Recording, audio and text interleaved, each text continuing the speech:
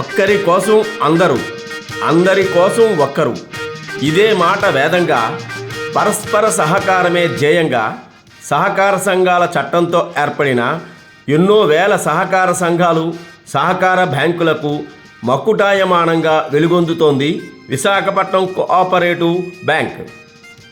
100 ఏళ్లకు పైబడిన చరిత్రగా Visakhapatnam cooperative bank 2 Telugu రాష్ట్రాలలోనూ 50కి పైగా బ్యాంకు యొక్క అనుబంధ శాఖలతో వేల కోట్ల రూపాయలతో వ్యాపార లావాదేవీలు సాగిస్తూ అగ్రగామి సహకార బ్యాంకుగా విరాజిల్లుతోంది.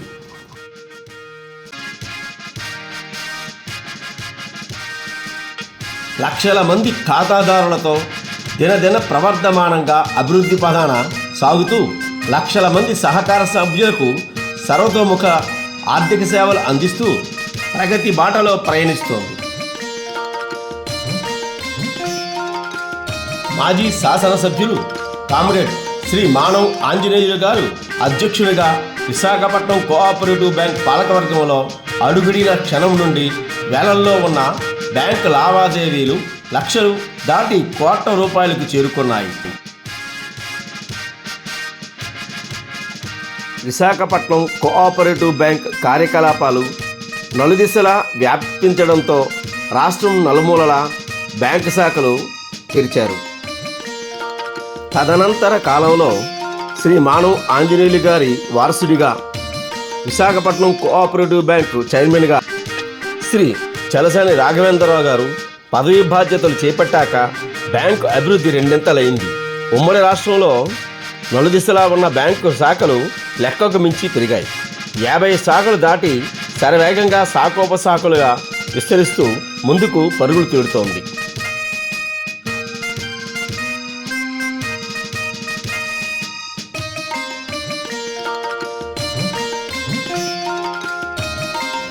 (1983లో కేవలం 10 మంది సిబ్బందితో విశాఖ ప్రాంతానికే చెందిన సభ్యులతో ఉన్న విశాఖపట్నం కోఆపరేటివ్ బ్యాంక్ పాలకవర్గంలో మాజీ శాసనసభ్యులు శ్రీ మానవ్ ఆంజనేయులు గారు బాధ్యతలు చేపట్టిన దగ్గర నుండి బ్యాంకు ఆర్థిక కార్యకలాపాలు అప్రయత్నంగా ముందుకు సాగుతూ అభివృద్ధి పథంలో అడుగుపెట్టింది.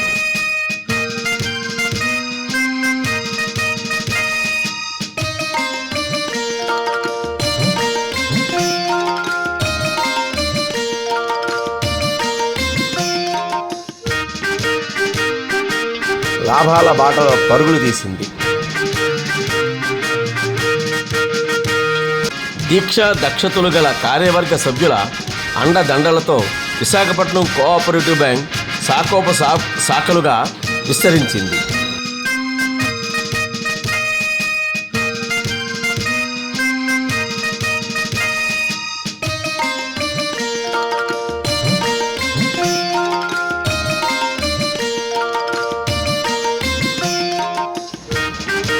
గురువుని మించిన శిష్యుడిగా Visakhapatnam cooperative bank chairman Shri Chalasani Raghavendra Rao గారి పరిపాలనలో, శ్రీ మానవ్ ఆంజనేయులు గారి పర్యవేక్షణలో బ్యాంకు సతత విజయడంకా మ్రోగిస్తూ జాతీయ స్థాయిలో బ్యాంకు లావాదేవీలు నిర్వహిస్తూ కేంద్ర ప్రభుత్వం అనుమతితో 2 తెలుగు రాష్ట్రాలలోనూ విశాఖపట్నం కోఆపరేటివ్ బ్యాంక్ వ్యాపార పరిధి విస్తరించుకొని సహకార స్ఫూర్తితో సభ్యులకు ఆర్థిక సేవలు అందిస్తూ విజయవంతంగా ముందుకు సాగుతోంది.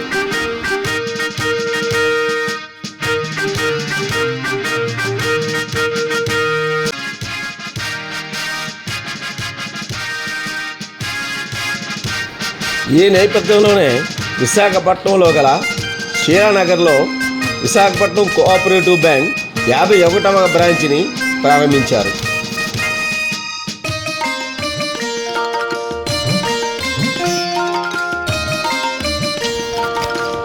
ఈ సందర్భంగా విశాఖపట్నం కోఆపరేటివ్ బ్యాంక్ 51వ బ్రాంచ్ని మాజీ శాసనసభ్యులు, ఈ బ్యాంక్ ప్రగతికి మూల విరాట్ అయిన శ్రీ మానవ్ ఆంజనేయులు గారు ప్రారంభించారు. ఈ ప్రారంభోత్సవంలో అతిరథ మహారథులైన సహకారోద్యమకారులు విశాఖ డైరీ చైర్మన్ శ్రీ ఆర్డర్ Anand Kumar garu, Maharaja cooperative bank chairman Shri MRK Raju garu, Kanaka Mahalakshmi cooperative bank chairman Shri Kommareddy Rambabu garu, Tanuku Vani cooperative bank chairman Shri M Venkataratnam garu, Rajahmundry ఇండిస్పేట cooperative bank chairman Shri Kola Achyutharamarao garu, Hindustan shipyard cooperative bank chairman Shri K Srinivasareddy garu మరియు బ్యాంక్ పాలకవర్గ సభ్యులు senior vice chairman Shri Gudar Bhaskararao గారు, వైస్ చైర్మన్ శ్రీ ముదిపర్తి రాఘవరావు గారు,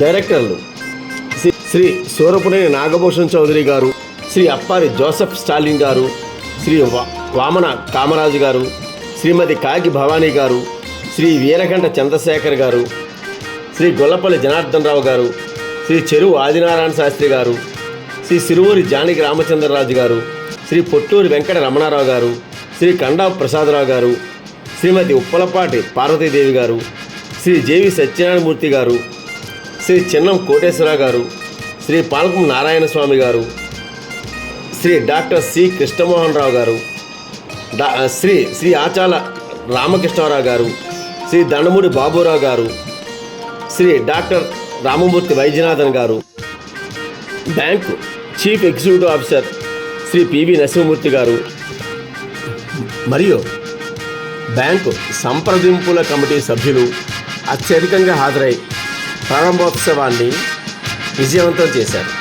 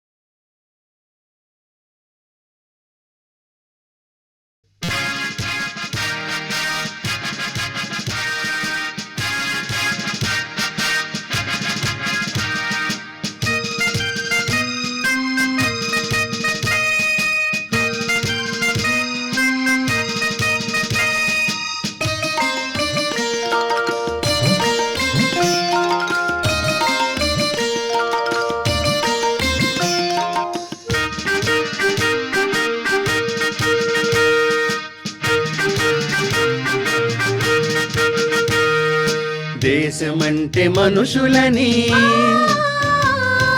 త్యాగములకు దారులని. దేశమంటే మనుషులని, త్యాగములకు దారులని, మానవతకు నిలయులని, మంచి పెంచు మహిమలని. వికసించిన భారతాన్ని చూడండోయ్, ఘనతొందిన నీలమ్మకు మొక్కండోయ్. వికసించిన భారతాన్ని చూడండోయ్ ఘనతొందిన నేలమ్మకు మొక్కండోయ్ ఘనతొందిన నేలమ్మకు మొక్కండోయ్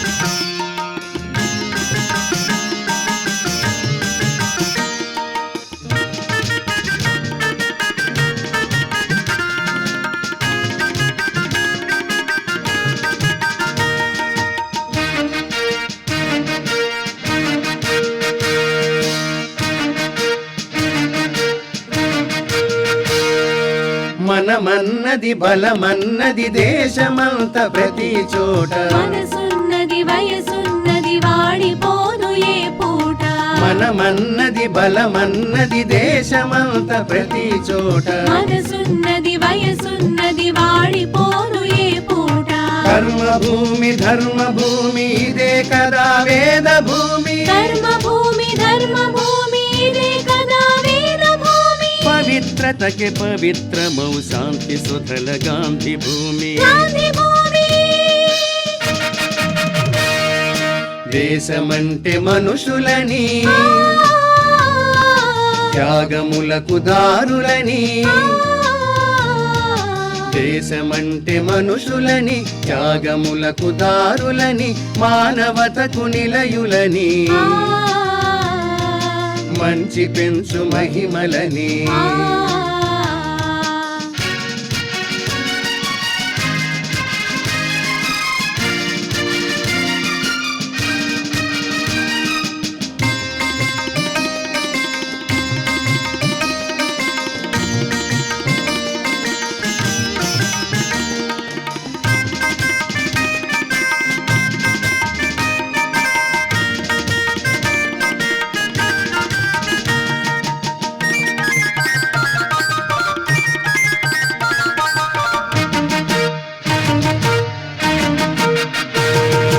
మతభేదం మాకొద్దని హితరాగం బలె ముద్దని జాతి ఖ్యాతి పెరుగు రీతి జ్ఞానమాయ జగతి పణితి మతభేదం మాకొద్దని హితరాగం బలె ముద్దని జాతి ఖ్యాతి పెరుగు రీతి జ్ఞానమాయ జగతి పణితి కాళిదాసు కవితలాగా ఠాగూరు గీతిలాగా కాళిదాసు కవితలాగా ఠాగూర్ గీతిలాగా సరసతలో సమతలోను సాక్షి భారతదేశమే మన దేశమేను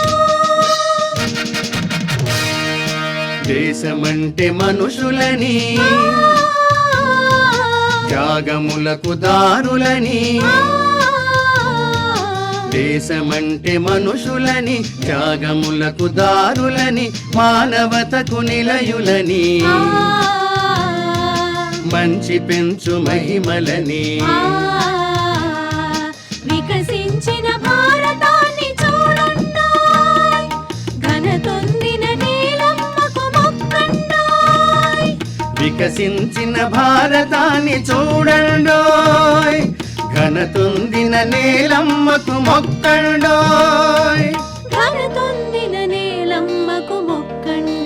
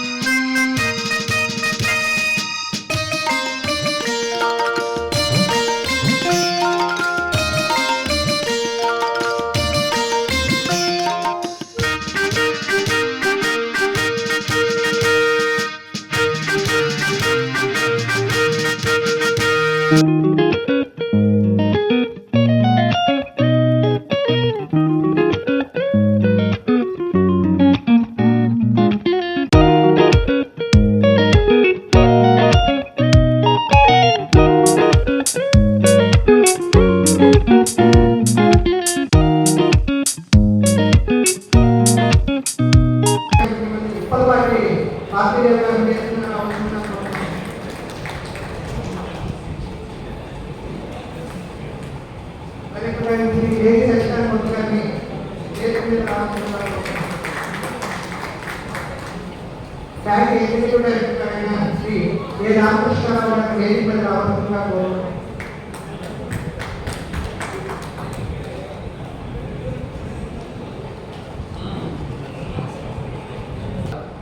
చేస్తా ఉన్నాం. ఈ ప్రాంతంలో మన బ్యాంకు యొక్క సేవల్ని విభిన్న ప్రాంతాలు ఇక్కడ అనేక మంది ఈ శ్రీరామనగర్ ఒక రకంగా ఇది సహకార సంఘం ద్వారా నిర్మితమైనటువంటి హౌసింగ్ సొసైటీ. ఇక్కడ ఉన్నటువంటి అత్యధికులు పిహెచ్డివి పరిశ్రమలో పనిచేసి రిటైర్ అయినటువంటి వారు పనిచేస్తున్నటువంటి వారు ఉన్నటువంటి ప్రాంతాలు. వారి యొక్క సహకార సంఘం హౌసింగ్ బిల్డింగ్ సొసైటీ ద్వారా ఈ ప్రాంతంలో తొలిసారిగా ఈ కాలనీ నిర్మాణం జరిగింది. ఆ రకంగా సహకార సంఘాలు ఎటువంటి గొప్ప పాత్రలను నిర్వహించగలవో నిరూపించడానికి ఈ కాలనీ కూడా ఒక ఉదాహరణ. దీని తర్వాతే సిద్ధార్థ నగర్ నిర్మించుకున్నారు, అట్లాగే సుజాత నగర్ నిర్మించుకున్నారు. ఒక సహకార సంఘం ద్వారా ఒక ఊరినే నిర్మించుకోవాల్సిన దానికి మమ్మల్ని ఈ మీటింగ్ పిలిచి మా చేత ఈ బ్రాంచ్ ఓపెన్ చేయించడం వారు గౌరవిస్తారని మేము గౌరవిస్తాం. ఈ రోజున దక్షిణ భారతదేశంలోనే విశాఖ కోఆపరేటివ్ రంగంలో పెద్దమైన 7,850 కోట్ల పైన వ్యాపారం, 51 బ్రాంచ్లు, రిజర్వ్ బ్యాంక్ ఆఫీస్ మిత్రులు Rajahmundry Indian cooperative urban bank chairman Shri Kolla Achyutarama Rao గారు మన అర్బన్ బ్యాంక్ ఫెడరేషన్కి ఆయన సుదీర్ఘకాల డైరెక్టర్గా ఉన్నారు. వారిని సందేశించవలసిందిగా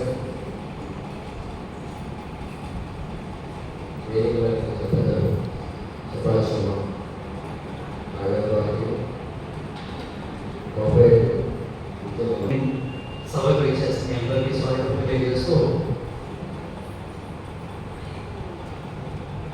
ఈ చరిత్రలోని సహకార రంగానికి ఒక స్ఫూర్తి ఇచ్చినటువంటి బ్యాంక్ మొదలైతే ఇవాళ ఒక మైలు రైట్ 51 బ్రాంచ్ అనేది జనరల్గా 51% అంతా కార్పొరేట్ తీసుకున్నాం. అట్లాగా 51 నిర్దిష్ట అయినటువంటి సిగ్నిఫికెన్స్. డైరెక్టర్గా ఈ మధ్యనే బాధ్యతలు స్వీకరించినటువంటి ఆచార్య రామకృష్ణారావు గారిని మాట్లాడవలసిందిగా కోరుతున్నాను.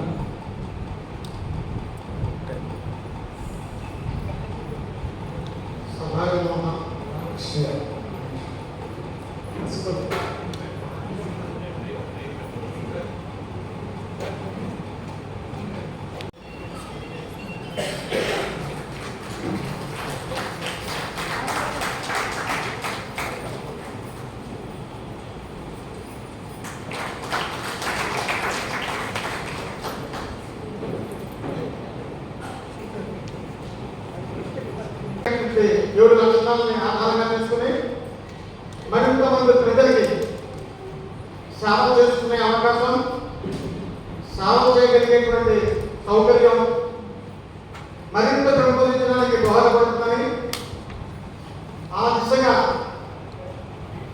సభ్యులందరూ కూడా ఆలోచించి మిగిలిన బ్యాంకులకి ఈ విశాఖపట్నం కోఆపరేటివ్ బ్యాంక్ గల యూనిక్నెస్, ప్రత్యేకతలు. రామకృష్ణారావు గారికి ధన్యవాదాలు. ఇప్పుడు మన డైరెక్టర్ శ్రీ జెడి సత్యనారాయణ గారిని మాట్లాడవలసిందిగా. సభకు నమస్కారం. విశాఖపట్నం కోఆపరేటివ్ బ్యాంక్ 51వ బ్రాంచ్ ప్రారంభానికి చేస్తున్నటువంటి స్వాగతం పలుకుతూ ఈరోజుని వాస్తవానికి 6 సంవత్సరాల 4 నెలల తర్వాత మళ్ళీ మనకి బ్రాంచ్ వచ్చింది. వరుసగా గారికి ధన్యవాదాలు తెలియజేస్తూ మన బ్యాంక్ డైరెక్టర్ గారు, ఈ Visakha greater Visakha municipal corporation corporator గారు, న్యాయవాది పెద్దలు స్టాలిన్ గారిని మాట్లాడవలసిందిగా. మన విశాఖపట్నం కోఆపరేటివ్ బ్యాంక్ 51వ బ్రాంచ్ అయినటువంటి శ్రీనగర్ బ్రాంచ్ని ప్రారంభించిన సందర్భంగా జరుగుతున్నటువంటి సభకు అధ్యక్షులు వహించినటువంటి మన బ్యాంక్ స్టాలిన్ గారికి ధన్యవాదాలు. మరో డైరెక్టర్ గారు ఈ బ్రాంచ్కి వారు అనౌన్స్ చేశారు. ఇన్ఛార్జ్ డైరెక్టర్స్ అందరూ జనార్దన్ గారు కూడా మాట్లాడవలసిందిగా.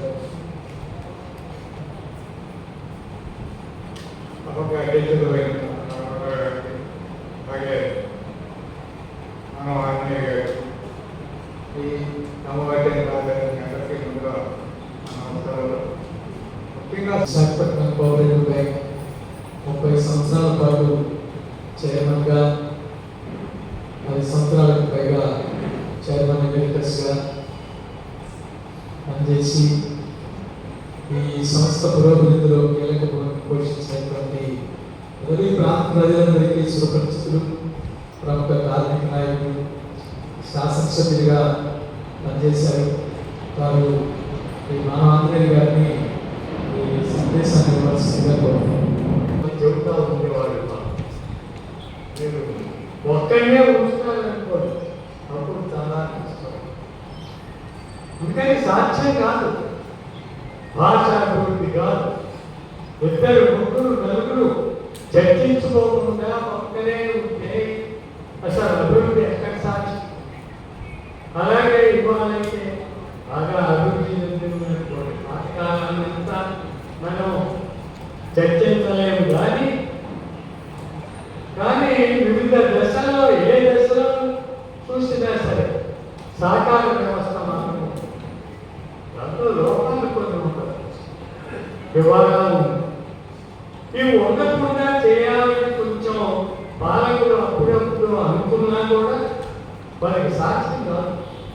ఇక మానవ జాతిని అంతా లేకుండా చేస్తే తప్పితే సహకార వ్యవస్థ అనేది బాగుంటుంది.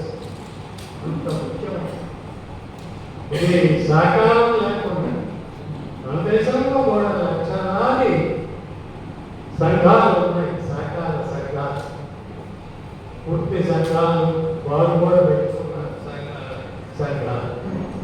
అందుకని ఇది ఎప్పుడు వచ్చింది ఏమిటి అంటే మనం కొంచెం ఇప్పుడు కూడా మనం ట్రైబల్ విలేజెస్ కనుక అంటే మన గ్రామాల్లో కూడా చాలా మంది పెద్దవాళ్ళే ఉన్నారు కాబట్టి ఇక్కడ వాళ్ళ అనుభవం కూడా ఉంటుంది. మన గ్రామాల్లో మొదట్లో ఒక ఇంట్లో పెళ్లి జరిగితే ఎందుకు అలా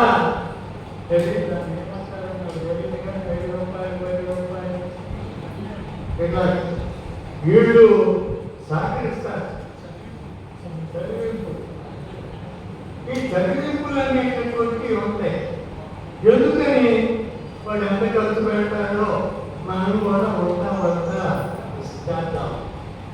ఇప్పుడైతే ఈ పాలు ఇవన్నీ వచ్చిన తర్వాత ఇవన్నీ కూడా ఇప్పుడు రానేమైందంటే ప్రతి వస్తువు అమ్మకానికే, వాడుకోవడానికి కాదు.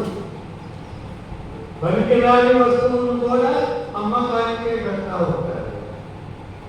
కానీ మనిషికి అవసరమైనటువంటి వస్తువులు తయారు చేసుకోవడానికి కూడా సహకారం. వారికి చేతనైన వస్తువు ఒకరు తయారు చేస్తే రెండో వారికి ఇచ్చేవారు, వారి చేత ఇది ఒకరు తయారు చేసి ఇచ్చేవారు. మూలధనం షేర్దారు ఏదైతే ఉందో దాంట్లో మన బ్యాంకు 4వ స్థానానికి చేరుకుంది.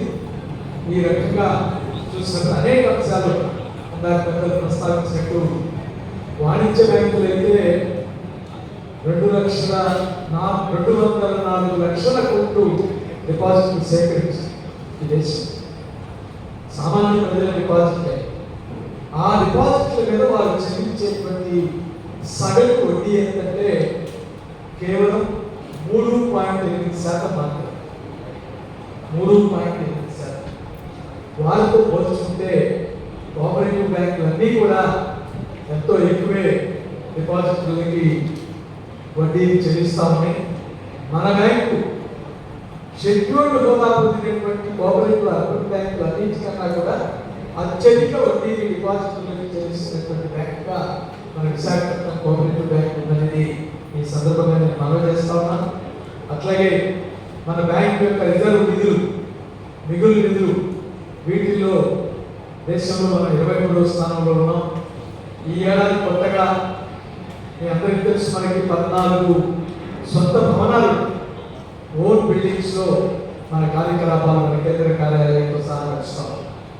ఈ ఏడాది కొత్తగా 3 సొంత ఆస్తుల్ని సమకూర్చుకోవడానికి ఆస్తుల్ని కొనుగోలు చేశాం. వాటిలో మన గాజువాక బ్రాంచ్ కూడా 425 గజాల స్థలాన్ని హై స్కూల్ రోడ్లో కొనుగోలు చేశాం. దాంట్లో భవన నిర్మాణానికి ప్రభుత్వానికి అనుమతి కోసం పెట్టారు. అట్లాగే మన పక్కనే గోపాలపట్నం బ్రాంచ్ కూడా 990 చదరపు గజాల స్థలాన్ని కెనరా బ్యాంక్ వారి ఆక్షన్లో మనం కొనుగోలు చేసి భవన నిర్మాణానికి అనుమతులు తీసుకున్నాం. త్వరలో దాని శంకుస్థాపన నిర్మాణం కూడా త్వరలోనే ప్రారంభం కాబోతుందని చెప్పి ఈ సందర్భంగా మన గౌరవ సభ్యులందరికీ ప్రజలకి మనవి చేస్తాం. అలాగే చోడవరం బ్రాంచ్ కూడా సొంత భవనాన్ని కొనుగోలు చేశాం. ఒక నిర్మాణం చేసుకున్నటువంటి భవనంలో గ్రౌండ్ ఫ్లోర్ని కొనుగోలు చేశాం. దానిలో మన కార్యకలాపాలను ప్రారంభించడానికి కావాల్సినటువంటి ఏర్పాట్లు చేస్తాం. ఆ రకంగా ఈ 3 పూర్తయితే మన సొంత ఆస్తులు 17 సొంత భవనాల్లోకి మన కార్యకలాపాలను నిర్వహించుకున్నట్టుగా అవుతుందని చెప్పి సందర్భంగా నేను మనవి చేస్తాను. అయినప్పటికీ వీటితో పాటు వీటిని కలపకుండానే దేశంలో ఉన్నటువంటి షెడ్యూల్డ్ అర్బన్ బ్యాంకులతో పోలిస్తే మన బ్యాంక్ 23వ స్థానంలో ఉంది. డిపాజిట్లో మనం 15వ స్థానంలో ఉన్నాం. రుణాలు జారీ చేయడంలో 14వ స్థానంలో ఉన్నాం. అట్లాగే వడ్డీ ఆదాయం మనం ఎందుకంటే అత్యధిక సంఖ్యాకులు మన డిపాజిట్లు రుణాల మధ్యన కూడా ఒక నిష్పత్తి అంటే మంచి నిష్పత్తి మంచి ఆదాయం రావడానికి అవకాశం ఉంటుంది. కాబట్టి మన ఆ రకమైనటువంటి వడ్డీ ఆదాయంలో మనం 10వ స్థానంలో ఉన్నాం. మొత్తం ఆదాయంలో 15వ స్థానంలో ఉన్నాం. డిపాజిట్లపై చెల్లించిన నిర్వహణ ఖర్చుల విషయంలో అంటే అద్దెలు చెల్లించడం కానీ లేకపోతే కరెంటు ఉద్యోగుల వేతనాలు ఇటువంటి వాటిలో కూడా మనం గణనీయమైనటువంటి మనకన్నా చాలా పెద్ద బ్యాంకుల కన్నా కూడా మనం తక్కువ ఖర్చులతోనే మన నిర్వహణ అనేది చేయగలుగుతున్నాం. 11వ స్థానంలో ఉన్నాం. నికర లాభంలో అంటే మిగులు ఏదైతే ఉన్నదో ప్రభుత్వానికి పన్ను కూడా కట్టిన తర్వాత ఈ ఏడాది 24,75,00,000 పన్ను కట్టిన తర్వాత మన బ్యాంకు యొక్క మిగులు 87,75,00,000. అంటే టోటల్గా చూస్తే 100 కోట్లకు పైన మిగులుని ఈ ఏడాది సాధించగలిగాం. దీనిలో కూడా 2023 నాటికే మన బ్యాంక్ 10వ స్థానంలో ఉండటం అనేటువంటి గమనించవచ్చు. అట్లాగే ఆస్తులపై రాబడి 2వ స్థానంలో, ఉద్యోగులపై సగటు ఇన్కమ్ లాభార్జన 3వ స్థానంలో, రుణాలపై రాబడిలో 7వ స్థానంలో, రిజర్వ్ బ్యాంక్ యొక్క నియమ నిబంధనల ప్రకారం capital to risk asset ratio CRAR ఇది ఎంత ఎక్కువ ఉంటే అంత బలమైనటువంటి బ్యాంకుగా భావిస్తారు. దీనిలో కూడా మన బ్యాంకు వారి నిబంధనల ప్రకారం ఇప్పుడు 12% ఉండాలి. కానీ మన బ్యాంకు 21% పైగా క్యాపిటల్ సొంత వనరులు కలిగినటువంటి బ్యాంకుగా దేశంలోనే ఇవాళ 10వ స్థానంలో మన బ్యాంకు నిలిచిందని చెప్పి మనవి చేస్తాం. అట్లాగే ప్రభుత్వ సెక్యూరిటీలు, ఇతర బ్యాంకుల్లో పెట్టుబడులు, ఇతర సంస్థల్లో పెట్టుబడుల్లో కూడా మన బ్యాంకు 10వ స్థానంలో ఉంది. ఆ రకంగా అనేక రంగాల్లో మన బ్యాంకు షెడ్యూల్డ్ హోదా పొందనప్పటికీ షెడ్యూల్డ్ హోదా పొందినటువంటి బ్యాంకుల కన్నా చాలా మెరుగైనటువంటి స్థితిలో 2023 నాటికి ఉంది. 2024 ఫలితాలు కనుక విడుదలైతే వాటిలో మన ర్యాంకు మరింత మెరుగుపడడానికి అవకాశం ఉందని మన పాలకులకు భావిస్తామని ఈ సందర్భంగా మనవి చేస్తాం. అటువంటి మన సంస్థ యొక్క కార్యకలాపాలు మరింత పెంచుకోవడానికి, మరింత మంది ప్రజలకి చేరువ కావడం అనేటువంటి లక్ష్యంతోనే మన విస్తరణ కార్యకలాపాలను చేపట్టాం. దాంట్లో భాగంగానే ఈరోజు ఈ శిలానగర్ బ్రాంచ్ మనం ప్రారంభించుకున్నాం. ఇప్పటికే 120 సేవింగ్స్ ఖాతాలు ఈరోజు ఓపెన్ అయినాయి. 60 లక్షల రూపాయలు డిపాజిట్లు కూడా మేమేం ప్రయత్నాలు చేయాలి. ఎవరిని 1 కోటి వేయండి, 2 కోట్లు వేయండి, 3 కోట్లు వేయండి అని ఎవరు అడగారు.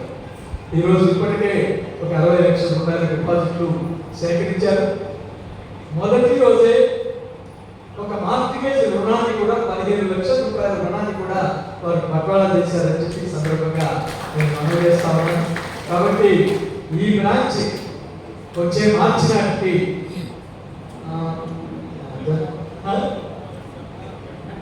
నేను టార్గెట్లు పెట్టట్లేదు, కానీ ఒక గణనీయమైనటువంటి పురోగతిని సాధించేటువంటి బ్రాంచ్గా ఈ నగరంలో ఉన్నటువంటి బ్యాంకు ఉన్నటువంటి పలుకుబడి రీత్యా అది చాలా ముందుకెళ్ళగలదని చెప్పి నేనైతే భావిస్తాను. ఇప్పుడు యాక్చువల్గా అక్కేపాలెం, నాతయ్యపాలెం, తొక్కలం, శీలానగరం ఈ ప్రాంతంలో చూస్తే దాదాపు 1000 మంది షేర్ హోల్డర్స్ ఇక్కడే నివాసిస్తున్నారని మన గణాంకాల ప్రకారం తెలుస్తాం. కాబట్టి వారి కార్యకలాపాలను క్రమంగా రాజవారి నుంచి ఇక్కడికి అవకాశం ఉన్నటువంటి వారు, అవసరం ఉన్నటువంటి వారు మార్చుకుంటే వారికి అన్ని రకాలుగా సౌకర్యవంతంగా ఉంటుందని చెప్పి భావిస్తా ఉన్నాను.